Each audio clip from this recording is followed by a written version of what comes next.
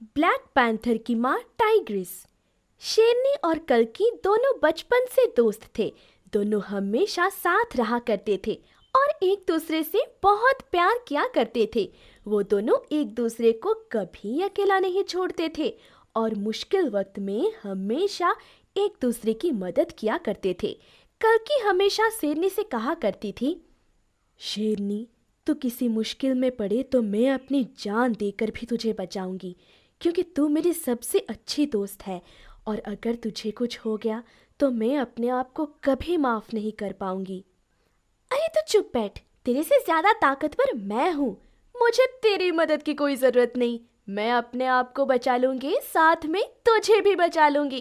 तो चिंता मत कर। वैसे भी मैं तेरे साथ रहूंगी तो तुझ पर कोई वार नहीं कर सकता। और इस बात पर दोनों बहुत हंसते हैं।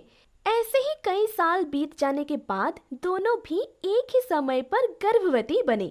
दोनों भी एक दूसरे के लिए बहुत खुश थे। कल्कि तुझे और मुझे साथ में ही बच्चा होगा। हम दोनों के बच्चे भी एक दूसरे के दोस्त बनेंगे और हमेशा साथ रहेंगे। हाँ शेरनी, तेरा बच्चा और मेरा बच्चा साथ में खेलेंगे, कूदेंगे, साथ में खाना खाएंगे, शिकार भी साथ में कर लेंगे। दोनों ये बातें सोचकर बहुत खुश हो गईं। देख शेरनी, तू शिकार करने में माहिर है, इसलिए तू हम दोनों के बच्चों को शिकार करना सिखाएगी और मैं उन्हें तेज दौड़ना सिखाऊंगी। सही बात है कल्कि, हम दोनों उनको हर तरह की चीजें सिखाएंगे। दोनों सब में माहिर होना चाहिए। और दोनों अपने बच्चों के साथ का भविष्य सोचकर मन ही मन मुस्कुराती हैं। ऐसे ही कुछ महीने बीत जाते हैं। कल्कि को बच्चा पैदा होता है। शेरनी कल्कि के लिए बहुत खुश हो जाती है। कल्कि, मैं तेरे लिए बहुत खुश हूँ। तेरा बच्चा मेरे से बड़ा है। हाँ, मेरा बच्चा तेरे बच्चे पर हुकूमत चलाएगा। इस बात पर दोनों हंसती हैं।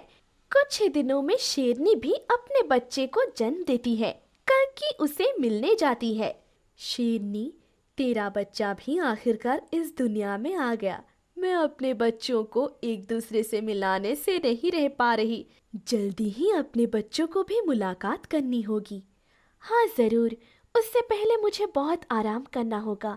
मेरे शरीर में कुछ ताकत ही नहीं है। मुझे उठने के लिए भी ताकत नहीं है। अभी अभी तो बच्चे को जन्म दिया है। शेरनी, तुम आराम करो और तंदुरुस्त बनो। तब तक मैं हूं ना, तुम्हारा ख्याल रखने के लिए।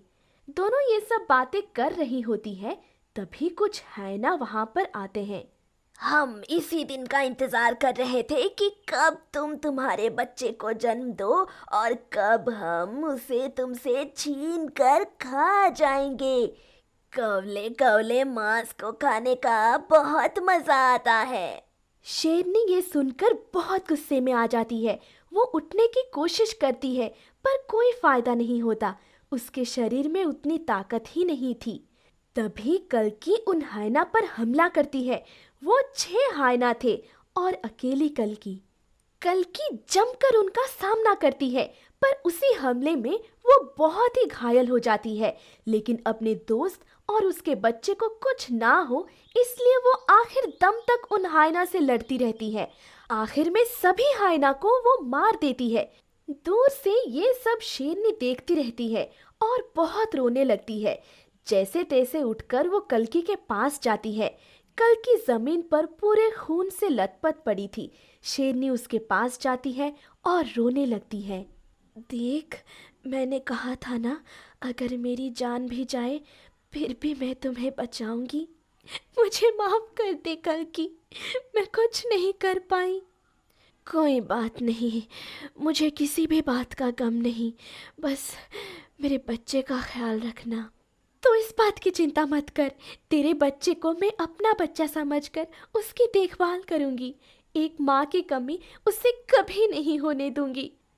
हमने जो जो सोचा था मैं सब उन्हें सिखाऊंगी। वो दोनों इस जंगल के सबसे बेहतरीन शेर और चीता बनेंगे।